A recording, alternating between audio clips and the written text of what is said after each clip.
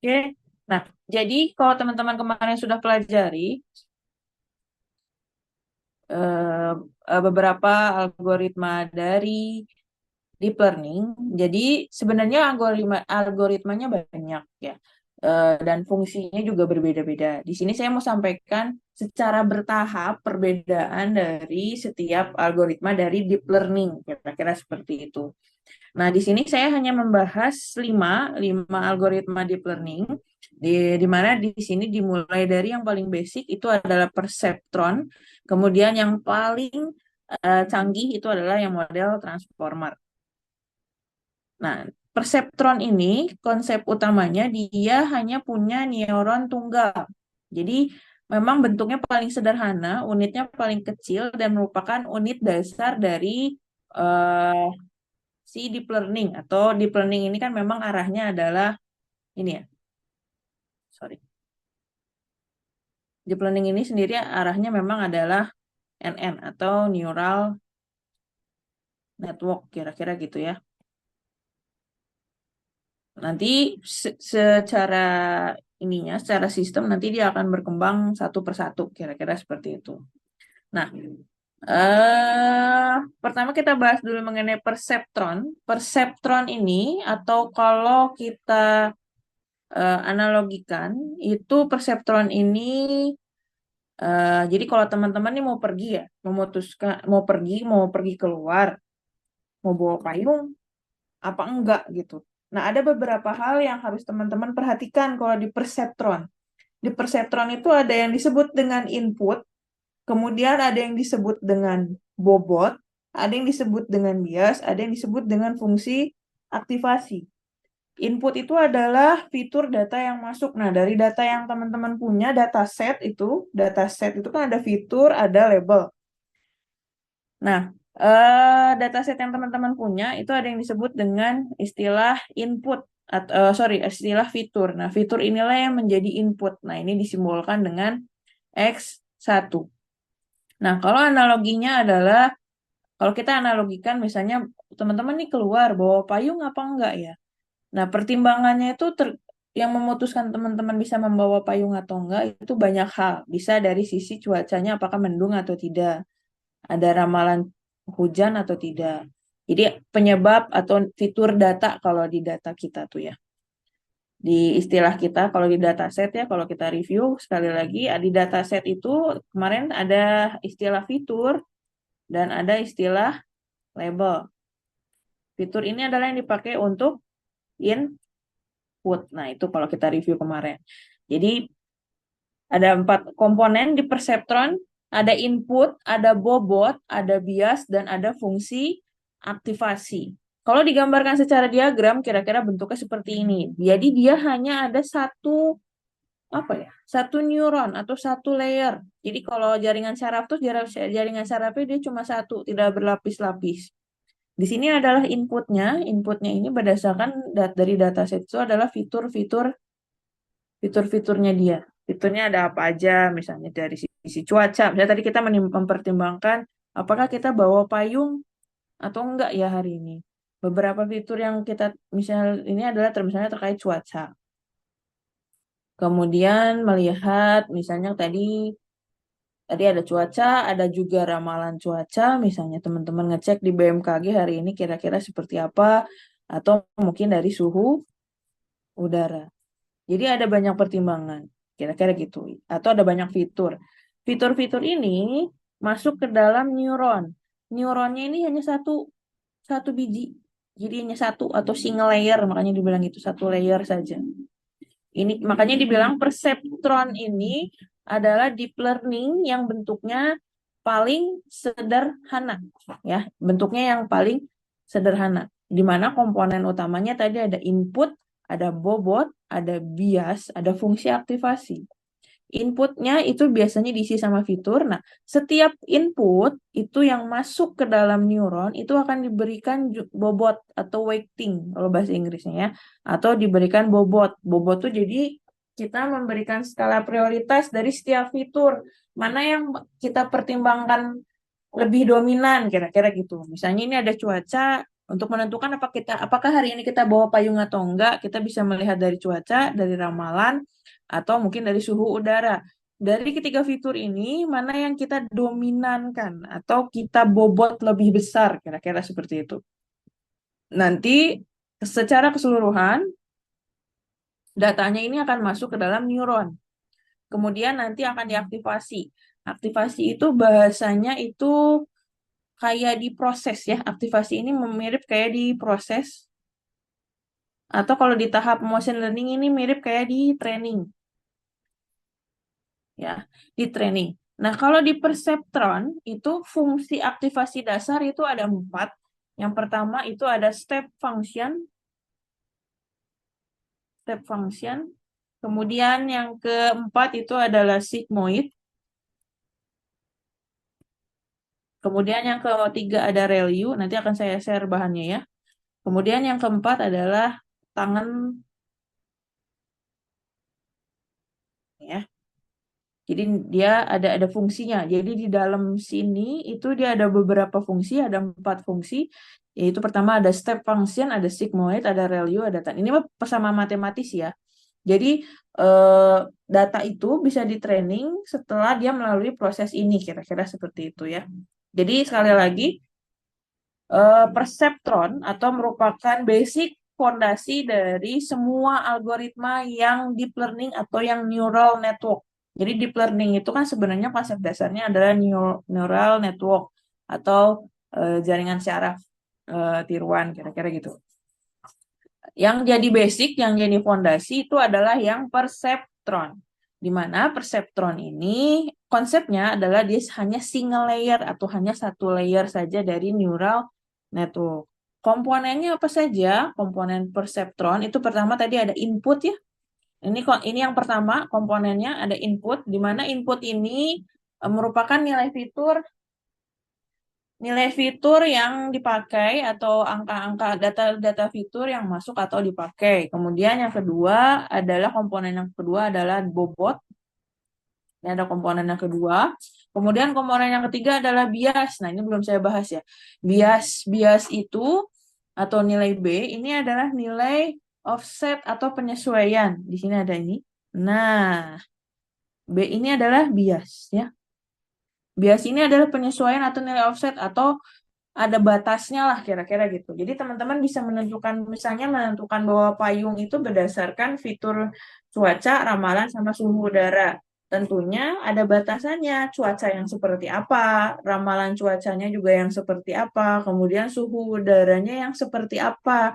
Yang dimaksud agar bisa menentukan bahwa kita bisa bawa payung atau enggak, kira-kira gitu ya. Jadi itu disebut dengan bias. Kemudian bias ini ada di dalam fungsi aktivasi. Nah, fungsi aktivasi ini tujuannya nanti adalah untuk menentukan outputnya, menentukan apakah teman-teman jadinya bawa payung apa enggak, gitu ya. Dari case yang ini, gitu. Analoginya adalah itu tadi ya. Analoginya ada teman-teman misalnya mau bawa payung, hari ini gue bawa payung apa enggak ya? Nah, teman-teman kan pasti ngelihat bawa payung apa enggak itu yang dilihat banyak ya, entah dari kondisi cuaca, kondisi awan, atau melihat ramalan cuaca di hari sebelumnya, suhu udara hari itu seperti apa, awannya hitam atau enggak, dan lain-lain gitu ya. Ada banyak. Nah, komponen itu disebut dengan fitur, atau yang dimaksud nanti dengan input, atau X1, X2, X3 itu. Kemudian, si pertimbangan tadi, si X1, X2, X3 itu masuk ke dalam neuron. Kemudian masuk ke dalam neuron itu dia masuk tidak serta-merta tinggal masuk. Jadi dia dibobot dulu, mana yang bobotnya lebih besar, mana yang lebih dominan, mana yang lebih dipertimbangkan. Itu disebut dengan bobot, ya. Kemudian setelah dibobot dia diberikan bias atau bias. Bias ini adalah nilai offset, penyesuaian atau nilai batas. Kira-kira seperti itu nilai batasnya supaya kita bisa mempertimbangkan kita bawa payung apa enggak, itu sampai mana. Apakah awannya segelap banget atau gelap, definisi gelap itu kan mungkin bisa dinyatakan dalam matematis lah kira-kira seperti itu. Nah, bias ini ada di dalam proses aktivasi. Proses aktivasi itu persis mirip kayak proses training pada saat proses machine learning ya. Tujuannya adalah untuk menentukan output, kira-kira seperti itu ya. Kalau digambarkan secara persamaan matematis, bentuknya seperti ini. Output itu dinyatakan dalam F W1 X1 W2 kali X2, kira-kira seperti itu. Ini dalam bentuk persamaan matematis. Tapi yang paling penting adalah teman-teman memahami konsep fondasi atau pondasi dari konsep neural network, yaitu perseptron tadi. Oke? Sampai sini untuk perseptron kira-kira bisa dipahami oleh teman-teman? Ramdan Bisa, bisa? Bu. Salah, Bu. Oke, Felix sama Ramdan kira-kira bisa dipahami? Bisa, Bu. Oke. Oke. Oke, kalau bisa saya lanjutkan ke materi selanjutnya. Nah, sebelum lanjut ke algoritma selanjutnya, tadi perseptron. Nah, perseptron ini sebenarnya dia punya kekurangan dan atau punya keterbatasan.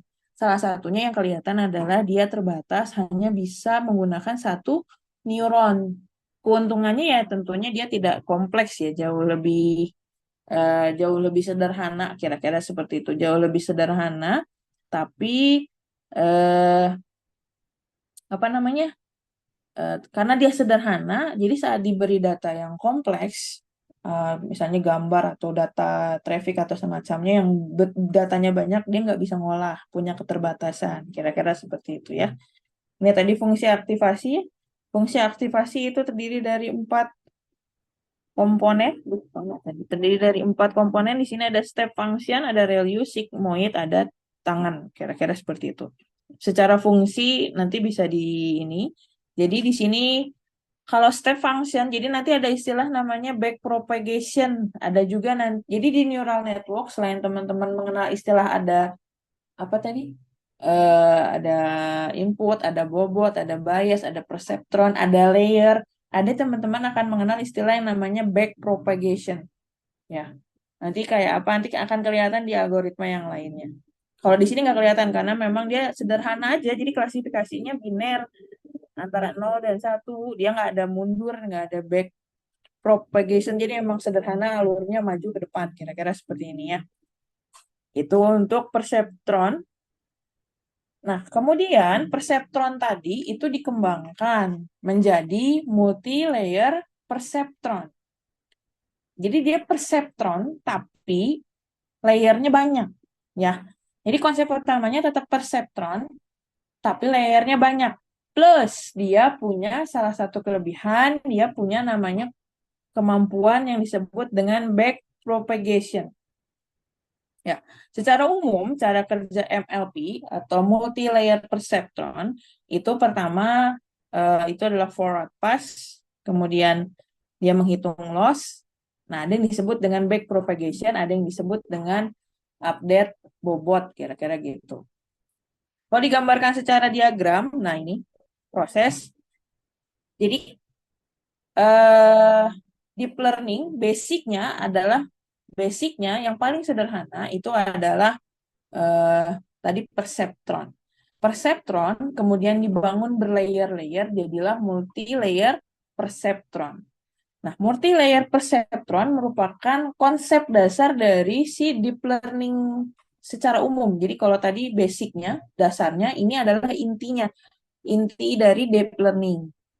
Nah, salah satu perbedaan perseptron dengan multi-layer perseptron, salah satunya tadi layernya jauh lebih banyak. Kalau tadi perseptron hanya satu layer atau satu neuron, kalau multi-layer perseptron, layernya lebih dari satu. Ya, tapi di sini masih sama komponennya. Di sini ada input, di mana inputnya itu berasal dari fitur. Ya, tentunya setiap proses masuk ke setiap layer masih ada bobot dan semacamnya. Sampai nanti akhirnya diproses di output. Satu yang tidak ada adalah proses aktivasi. Jadi proses training data itu dilakukan di 2 layer ini. Di hidden layer 1 dan di hidden layer 2. Ya. Nah, secara tahap dia ada yang disebut dengan di tahap ini nih, di bagian proses data, ini kan bagian proses ya. Kalau tadi kan bagian proses di bagian proses aktivasi, di bagian proses data, di bagian hidden layer 1 dan hidden layer 2 itu ada yang disebut dengan tahap forward pass. Ini maksudnya gimana? Tahap forward pass itu jadi pertama, dari data yang ada nih, yang ini, data yang ada yang ini, kemudian data masuk ke dalam sistem neuronnya. Ya, masuk ke dalam sini. Semuanya ini dia masuk ke dalam sistem jaringannya. Kemudian nanti setiap neuron yang ini, dia akan menghitung eh apa ya bahasanya? Hmm, semacam biasnya atau eh kalau tadi kita istilahnya adalah biasnya atau biasnya. Jadi batasan di mana kita bisa menentukan bahwa fitur ini menentukan ini kira-kira gitu ya.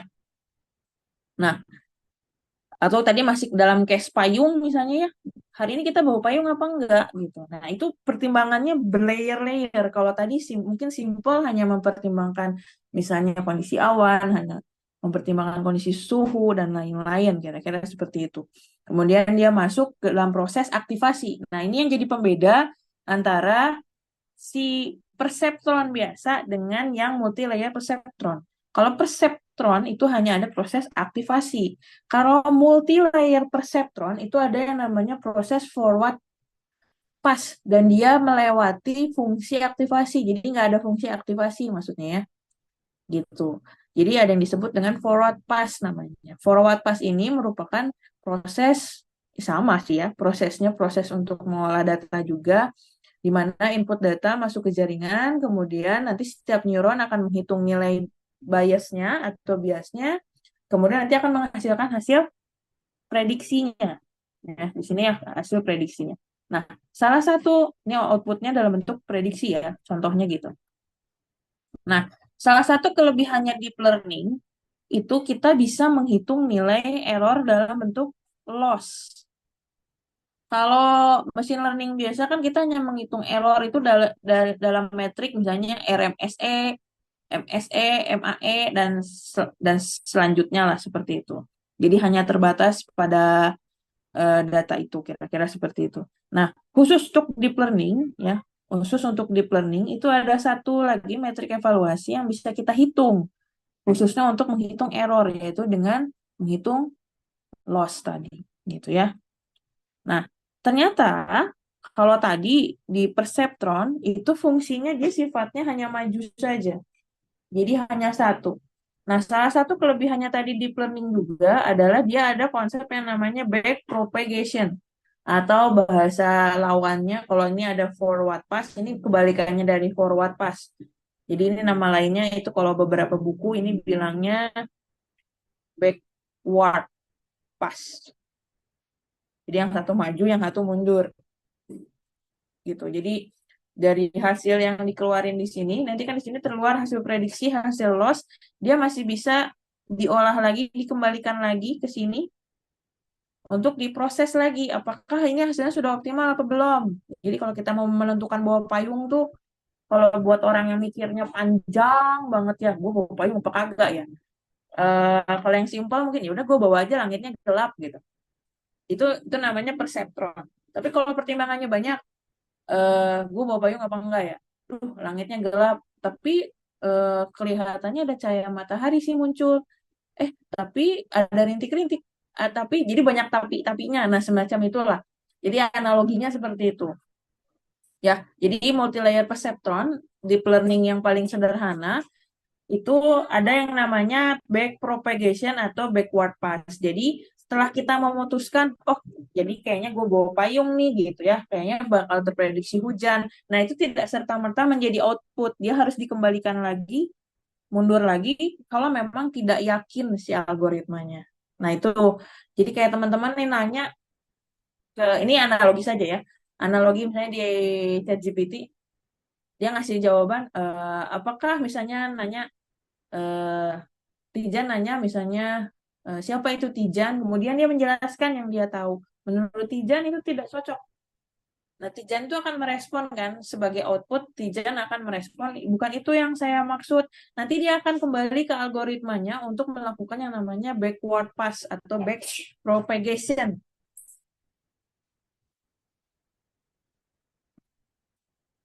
ya. Dia akan melakukan kayak review ulang lah materinya kira-kira seperti itu ya. Itu. Jadi salah satu kelebihannya. atau salah satu fitur tambahan, bukan fitur nih, salah satu kelebihan dari deep learning adalah dia bisa mengolah data, makanya dibilang deep learning ya. Jadi dia bisa mengolah lebih dalam, pertimbangannya tuh banyak banget. Jadi untuk ngambil keputusan A, B, atau C, itu pertimbangannya banyak, analoginya ke situ. Begitu ya teman-teman ya. Itu untuk yang multi layer perceptron. Kira-kira arahnya ke situ. Nah, ini kalau gambaran dari sisi matematis. Nah, ini analoginya. Mahasiswa mendapatkan nilai buruk. Nilai buruk tuh berarti errornya besar ya. Terus dia dia teman-teman nih misalnya siapa di sini misalnya Tijan ya. Tijan dapat nilai kecil, jelek gitu. Tijan kan pasti akan menelusuri kok nilai gue jelek ya. Kenapa nilai gue jelek? Nanti dicek misalnya nilai-nilai yang sebelumnya, nilai-nilai latihannya itu dicek apakah memang nilai latihan saya jelek. eh Nanti kalau misalnya oh enggak kok nilai latihan saya 100 semua, UTS saya juga bagus, UAS saya juga bagus, kenapa saya dapatnya nilai C? Nah, nanti makanya harus dikembalikan ke dosennya. Nah, itu yang disebut dengan back propagation. Jadi dia harus dikembaliin ke konsep dasarnya untuk kalau Tijan berarti untuk memberikan pemahaman kepada dosennya bahwa sebenarnya saya harusnya dapat nilai A misalnya. Kenapa nilainya A? Karena nilai latihan saya semua latihan saya kerjakan, nilainya juga bagus, UTS-nya juga bagus, UAS-nya juga bagus. Nanti si dosen akan mempertimbangkan. Nah, dosen itu adalah input awal, jadi konsep dasar awal. Nah, analoginya ke situ teman-temannya. Itu yang maksud dari back propagation. Nah, itu konsep dari back propagation. Back propagation bisa dipahami ya teman-teman konsepnya? Kalau Oke, insya Allah pusing. Oke, sementara teman-teman terbayang saja dulu ya, secara analoginya saja dulu. Saya tidak menuntut teman-teman untuk memahami secara mendalam, tapi minimal teman-teman memahami analogi dari setiap algoritma deep learning. Jadi untuk apa, fungsinya apa, nanti untuk prakteknya ini ada di mata kuliah yang lain sebenarnya ya. Oke, itu back propagation. Kemudian kita lanjutkan ke, nah, jadi tadi ada perceptron. Perceptron ini adalah basicnya. Basicnya dia cuman pakai satu layer. Kemudian kalau layernya ditambahin, jadilah multi layer perceptron. Ya, layer ditambahin, tapi masih jadi komponen tambahannya itu adalah layernya nambah. Plus dia punya tadi ada back propagation. Jadi bisa mempertimbangkan keputusan di akhir itu mundur lagi kira-kira seperti itu. Nah, selanjutnya ada CNN. Nah, CNN ini kalau dibandingkan dengan MLP, bedanya adalah dari sisi data yang mau dia olah. Nah, jadi ini ada remarknya. Nah, kalau tadi CNN sama MLP, jadi pertama ini secara bahasa matematis, cara bahasa tekniknya kira-kira dari sisi parameter sharing, neuron, terhubung ke area lokal dan lain-lain, kira-kira gitu. Nah, kalau digambarkan dari sisi arsitektur, nya sudah berbeda. Ya, ini adalah contoh. Jadi biasanya kalau CNN, ya, tadi saya sudah pernah kasih remark di awal. Nah, di sini perseptron itu biasa ini unit terkecil yang meniru cara kerja neuron biologis. Ini unit terkecil. Kemudian ada MLP, dia adalah menyusun perseptron dalam lapisan untuk belajar pola kompleks. Kemudian tadi sekarang kita mengenal yang namanya istilah CNN. CNN itu pengolahan datanya itu harus data yang bersifat spasial atau visual. Saya udah pernah review ini minggu kemarin sepintas ya. Jadi data spasial atau data visual ini biasanya bentuknya adalah video. Jadi yang ada gambarnya, video atau gambar. Atau kalau teman-teman ini dia punya metrik yang disebut dengan metrik pixel, sekian kali sekian semacam itu. Jadi datanya tidak berbentuk one by one. Jadi kalau perceptron atau multi-layer perceptron itu datanya satu-satu. Ya, kayak tadi apa aja datanya. Jadi data-data yang kemarin teman-teman coba di praktikum nih, misalnya prediksi level sinyal, itu kan fiturnya satu-satu ya. Nah, itu bisa dicoba di perseptron atau di multi layer perseptron. Apakah hasilnya optimal apa enggak? Nah, kalau CNN itu nggak bisa masuknya satu kali satu. Nggak bisa. Jadi nggak bisa data ini masuk dulu misalnya. Habis itu data ini masuk. Habis itu data itu masuk. Nggak bisa. Kalau di CNN masuknya harus dalam bentuk pixel atau matrix.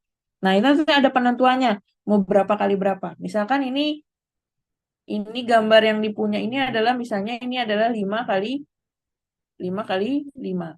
CNN-nya bisa hanya mengolah misalnya 3 kali 3. Jadi nanti dia akan memfilter, sorry, an- hanya bisa mengambil pinggirnya aja misalnya kalau ini. Jadi nanti ada filter 3 kali 3. Kemudian nanti filter 3 kali 3 ini, jadi datanya diambil 3 kali 3, kemudian diolah, masuk ke sini, baru dia nanti di sini ada istilah tadi, ada weighting atau bobot, ini mirip kayak pembobotan. Tapi CNN,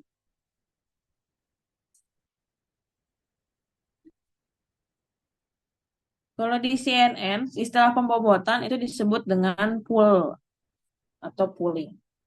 Nah, perubahan dari input gambar menjadi filter, sorry, input gambar di filter, kemudian diambil sesuai dengan rule-nya. Ini kan si CNN-nya mintanya ya, si sistemnya itu minta 3 kali 3 itu disebut dengan tadi istilahnya adalah konvolusi. Nah, pembobotan ini kalau di CNN istilahnya adalah pool, kira-kira gitu. Nanti jadi dari gambar ini misalnya nanti ada 2 gambar ya. Gambarnya misalnya gambar anjing atau gambar kucing misalnya. Nah, si algoritma ini suruh mendeteksi ini termasuk kategori gambar anjing atau gambar kucing tanpa harus kita yang ya walaupun kita tahu lah itu gambar anjing, gambar kucing. Tapi gambar ini bisa mendeteksi apakah ini masuk dalam gambar kucing atau gambar anjing.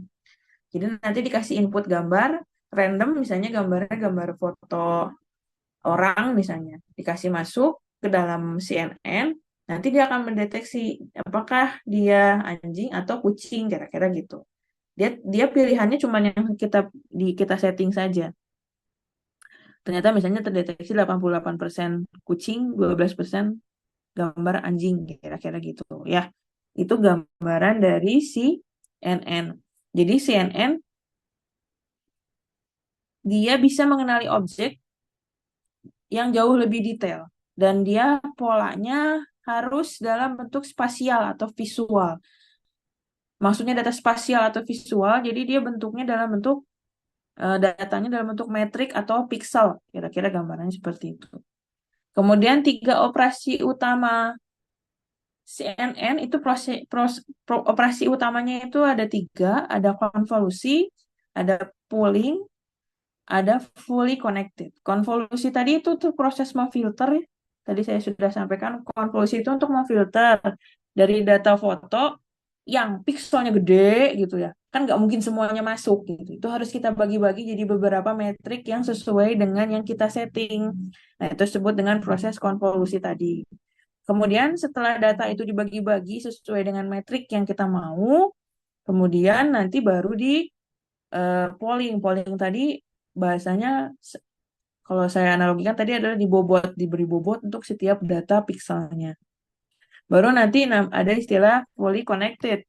Fully connected nih ya.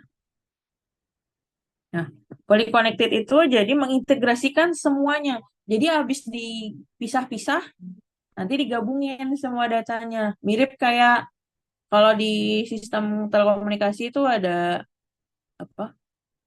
Ada modulasi dan ada demodulasi. Modulasi mau untuk mengirim, jadi datanya digabungkan dengan carrier kan kalau di penerima harus dilepas lagi carrier, nah, semacam itu. Jadi data gambar yang kita pakai ini awalnya dipecah jadi sesuai dengan metrik yang disetting.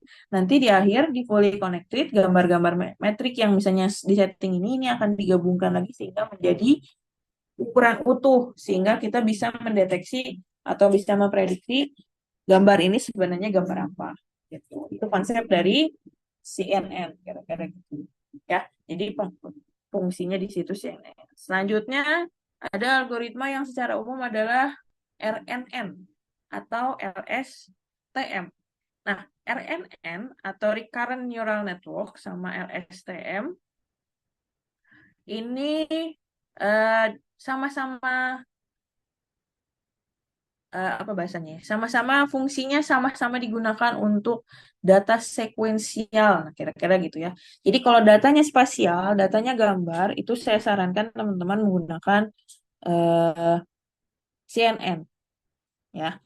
Jadi nanti dia tidak akan membongkar jauh lebih banyak. Beda dengan data untuk menggunakan RNN ya. RNN atau LSTM sifatnya sekuensial. Jadi dia bertahap masuk one by one, kira-kira gitu. Jadi datanya harus dalam bentuk data traffic atau lain-lainnya, kira-kira gitu. Nah, yang perlu teman-teman pahami di sini, RNN ini karakteristiknya sebenarnya mirip kayak CNN ya. Jadi dia ada dipecah, digabung datanya semacam itu. Tapi dia memang khusus memproses data sekuensial, khusus untuk teks, audio, atau data time series. LSTM juga sama ya. Kemudian arsitekturnya jauh relatif sederhana. Jadi kalau disuruh bandingin RNN sama LSTM sederhana mana? Sederhana yang RNN dibandingkan dengan LSTM. Tapi salah satu kelemahannya RNN adalah dia ada namanya vanishing gradient. Nah, jadi teman-teman kalau di deep learning itu kan tadi teman-teman kenal istilah tadi ada back propagation ya. Back propagation ini ada di semua algoritma deep learning kecuali ya perceptron saja ya. Karena perceptron kan konsepnya maju ke depan, forward pass. Back propagation ini ada di setiap algoritma deep learning. Cuman di RNN kan kalau kita mundur ke belakang itu kalau kita teman-teman mengingat misalnya ditanya misalnya saya nanya ke Felix misalnya, Felix sebulan yang lalu materi apa yang diajarkan? Pasti kan lupa ya, gitu ya. Nah, itu namanya vanishing gradient. Jadi sulit untuk mengingat konteks yang jauh. Jadi kayak kita manusia, kita sulit untuk mengingat yang ke belakang tuh yang jauh tuh nggak bisa. Tapi bisanya mengingat yang dekat-dekat ke belakang, tapi yang dekat yang kemarin, yang lusa, yang kemarin lusa, yang mungkin hari Kamis libur pada kemana nih misalnya ya. Teman-teman masih ingat. Tapi kalau ditanya libur Lebaran, jangan libur Lebaran, libur tahun baru kemana aja rutenya perginya liburannya misalnya. Nah itu pasti akan ya sebenarnya nggak semua orang lupa. Tapi maksudnya tiap orang itu punya kapabilitas untuk mengingat ke belakang. Nah, semua arsitektur deep learning kecuali perceptron itu ada tadi kemampuan back propagation atau untuk mundur ke belakang. Nah, si RNN ini punya kemampuan back propagation, tapi dia terbatas untuk mengingat konteks ke belakang. Jadi dia nggak bisa jauh-jauh. Jadi kalau teman-teman suruh ingat tuh teman-teman cuma ingat yang 2-3 hari yang lalu kayaknya atau seminggu yang lalu udah itu doang. Suruh ingat sebulan yang lalu dia nggak bisa. Nah itu analoginya. Nah gara-gara kemampuan ini kan kalau time series itu panjang ya. Nah time series itu kalau teman-teman tahu datanya itu bukan cuman sehari 2 hari, bisa data 1 tahun. Jadi kebayang datanya kalau itu hourly, data jam, data jam yang dikumpulkan dalam 1 tahun. Kan banyak ya, panjang banget gitu. Analoginya ke situ. Kenapa dia punya kelemahan tadi tidak bisa, si RNN ini tidak bisa mengingat konteks jauh ke belakang. Karena tadi, kalau datanya sekuensial, ya, data datanya sekuensial, ini adalah data yang sifatnya itu dipengaruhi oleh waktu. Maksudnya oleh waktu itu bagaimana? Jadi teman-teman akan ada satu rank waktu dalam misalnya hmm, dalam beberapa bulan misalnya 3 bulan deh. Nah 3 bulan ini nggak 3 bulan doang kan 3 bulan. Dalam 3 bulan ada berapa hari? Ada sekitar 90 hari. Wah ini 90 hari. Dalam 90 hari ada berapa jam? Nah itu makanya datanya banyak banyak banget dan itu panjang dan itu dipengaruhi oleh waktu secara series makanya dibilang time series. Kan secara analogi panjang ya. Makanya RNN punya keterbatasan untuk sulit mengingat ke belakang, data ke belakang. Nah, akhirnya muncullah algoritma LSTM ini untuk mengatasi vanishing gradient. Jadi kalau datanya panjang, terus kita suruh balik lagi melakukan backpropagation tadi untuk mempertimbangkan apakah data ini perlu ini berdasarkan data yang ini kira-kira seperti itu ya. Dia nggak bingung, dia bisa kok gitu. Kenapa? Dia ada yang dia salah satunya ada di sini dijelaskan di get LSTM. Jadi LSTM itu secara umum dia punya 4 get. Forget get. Jadi dia akan memilih apa yang perlu dilupakan. Input get, ini info baru apa yang masuk dan perlu disimpan. Kemudian nanti ada output get, ini output yang diharapkan. Nanti ada cell state namanya. Jadi dia untuk menyimpan memori jangka panjang. Jadi dari data yang sekian panjangnya, dia akan mengambil poin-poin penting dari setiap series waktunya. Tapi ada juga yang menyimpan keseluruhan datanya. Nah, yang menyimpan keseluruhan datanya itu di get cell state keseluruhan karena dia memori panjang. Tapi kalau misalnya eh, dia hanya ingin mengambil yang penting-pentingnya saja, nanti ada beberapa get yang dia hapus, makanya disebut dengan forget get. Ya, jadi perlu diingat atau dipahami. Kalau misalnya LSTM, selnya itu terdiri dari 4 gate. Pertama ada forget gate, kedua ada input gate, ketiga ada output gate, satu lagi ada cell state. Makanya di sini gampangnya cell state itu garis ya, karena semua dia ingat. Kalau forget dia ngambil yang mau dia lupain lah gitu. Kan kayak teman-teman misalnya dalam satu rentang waktu 1 tahun emang mau diingat semua kan enggak ya? Pasti ada yang pengen dihilangkan, dihapus, dilupakan semacam itu. Untuk menghasilkan yang seperti apa gitu. Nah, beda halnya dengan RNN tadi. RNN tidak ada kemampuan tadi untuk mengingat memori jangka panjang, juga tidak ada kemampuan buat mengatasi mengingat memori yang ke belakang tapi yang jauh banget. Nah, itu RNN itu nggak bisa. Karena dia hanya terbatas data inputnya hanya X1, X2, dan X3 saja gitu. Jadi ya udah hanya terpatok di situ saja. Itu ya. Jadi perbedaannya di situ antara RNN sama LSTM. Kenapa kita harus mengenal RNN sama LSTM? Nah, satu lagi ini adalah tentang model algoritmanya adalah transformer. Kalau transformer ini teman-teman ini algoritmanya terhitung baru ya. Baru muncul di tahun 2000-an. Jadi kalau dibandingkan dengan LSTM, RNN, CNN itu udah jadul banget sebenarnya ya. Nah, transformer ini muncul di tahun 2000-an. Mempertimbangkan karena kalau melihat LSTM di sini, LSTM itu benar-benar nyimpen semua memori. Walaupun memang ada memori yang menurut dia perlu dihapus. Jadi analogi deep learning ini memang kayak manusia ya. Kayak isi otak manusia. Jadi ada yang perlu diingat, ada yang perlu dilupakan. Kira-kira seperti itu. Nah, transformer ini ada satu unsur tambahan lagi. Jadi namanya attention. Attention is all you need. Kalau teman-teman istilahnya bilangnya apa? Perhatian. Teman-teman akan mengingat memori itu kalau di situ ada perhatian yang memang teman-teman perhatikan. Misalkan gini, hmm, misalnya Yasmin, Yasmin lagi ngecengin cowok misalnya, eh sekitar 2 atau 3 tahun yang lalu. Yasmin akan lebih mengingat orang itu daripada orang-orang yang sepintas lewat di 3 tahun yang lalu. Karena si orang yang Yasmin kecengin 3 tahun lalu itu memberikan attention atau memberikan perhatian pada Yasmin.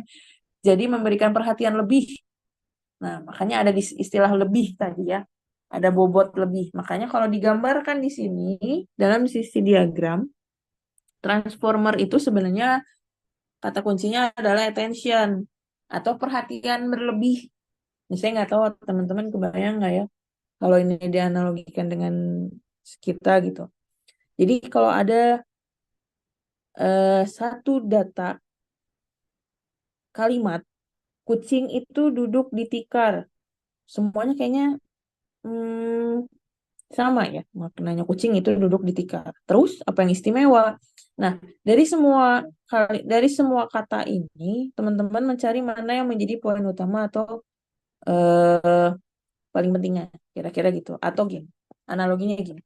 Yasmin misalnya ngecengin satu cowok, namanya si A, si B, si C, si D, si E. Ada 5 cowok Yasmin ya. Oke, nah ada 5 cowok yang Yasmin kecengin.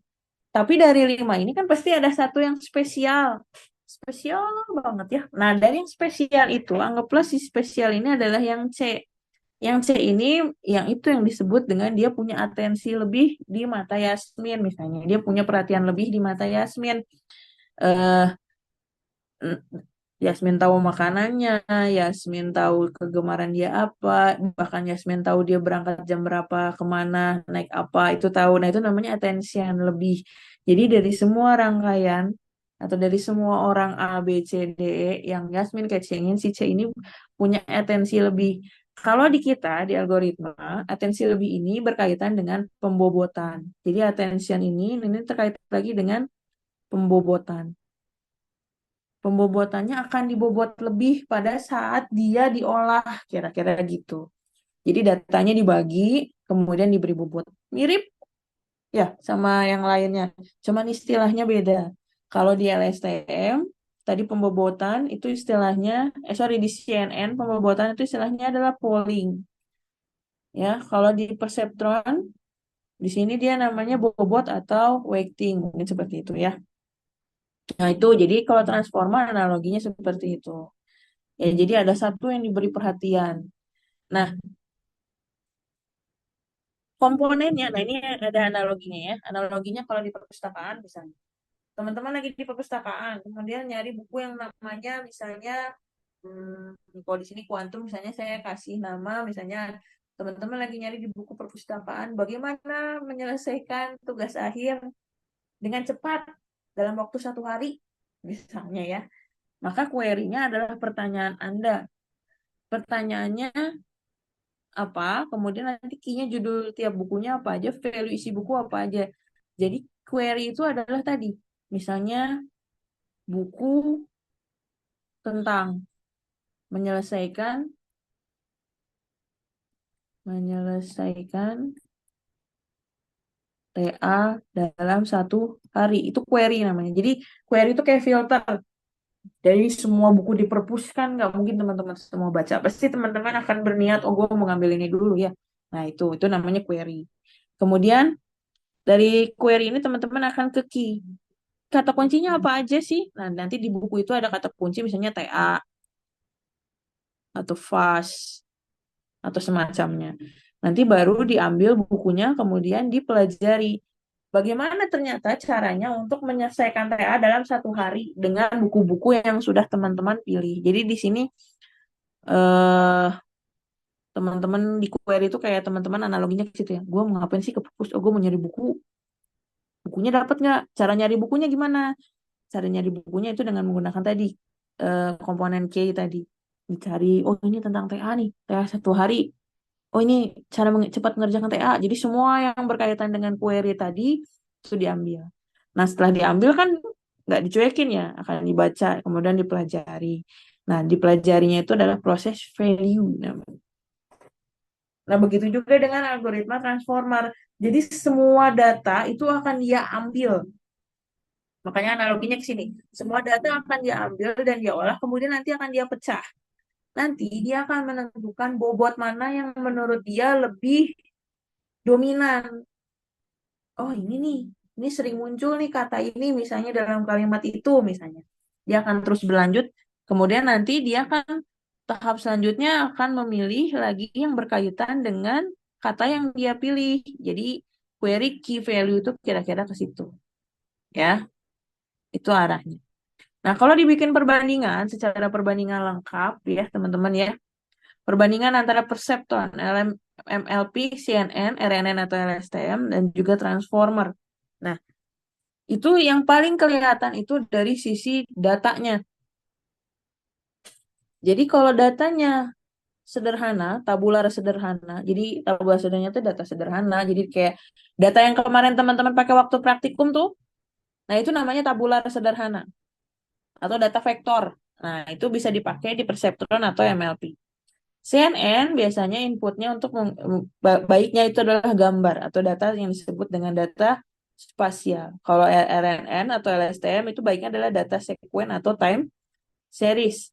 Nah, kalau transformer, nah inilah hebatnya transformer. Transformer itu bisa gambar, bisa data yang time series, bisa data yang spasial. Lah, Bu, bisa nggak dia pakai data yang kemarin? Yang prediksi level sinyal yang tabular sederhana yang ini? Bisa, tapi hasilnya tidak akan optimal. Dia akan jauh lebih optimal kalau menggunakan algoritma yang juga sederhana. Jadi kalau datanya sederhana, jangan pakai yang ribet gitu maksudnya. Datanya sederhana, pakai juga algoritma yang sederhana. Tapi kalau datanya ribet, kan kayak gambar tuh ribet ya. Datanya ribet banget mecahnya. Gambar, video, data traffic. Kalau teman-teman lihat data traffic, mungkin nanti tanya sama Bu Atik, data traffic itu aslinya kayak gimana. Itu data traffic, itu aslinya kan datanya banyak banget gitu. Itu pokoknya data-data yang ribet deh. Mau data spasial, mau data sekuensial, itu direkomendasikan pakai transformer. Kira-kira seperti itu. Operasi kuncinya tadi di sini sudah saya sampaikan juga. Kira-kira seperti itu ya, teman-teman. Nah, ini ada panduan pemilihan arsitektur. Kalau datanya berupa gambar atau video, kira-kira apa algoritma yang digunakan? Maka menggunakan CNN. Ini hanya ini ya rekomendasi. Makanya di sini saya kasih highlight atau dikasih note di akhir, tidak ada algoritma yang terbaik untuk semua kasus. Jadi memang pemilihannya tergantung jenis data, ukuran dataset, resource, dan reputasi. Jadi rekomendasinya seperti ini. Kalau data konteksnya panjang, nah ini sebenarnya bisa LSTM, bisa juga RNN. Tapi direkomendasikan adalah yang transformer. Kalau data berupa teks waktu, nah bisa RNN atau transformer juga bisa. Data tabular atau fitur numerik ini yang kayak tadi ya, data prediksi level sinyal yang teman-teman coba di praktikum, ini bisa pakai MLP atau multilayer perceptron atau perceptron itu sendiri. Kira-kira seperti itu teman-teman ya. Begitu kira-kira. Jadi tolong dipahami, sebenarnya algoritmanya banyak, banyak banget. Tapi di sini saya hanya membatasi 5 karena 5 algoritma ini akan sering keluar ke depannya. Kalau teman-teman nanti kerja jadi data science, apalagi data science, AI engineer, data analis, terus pakai AI, teman-teman nanti akan kalau mau pakai deep learning itu hanya terbatas di algoritma-algoritma ini saja. Jadi hanya mengembangkan ini saja, CNN ditambah layernya, RNN atau LSTM ditambah hidden layernya dan lain-lain. Jadi hanya ngoprekin ini aja. Itu biasanya ya seperti itu. Jadi mudah-mudahan bisa dipahami. Oke.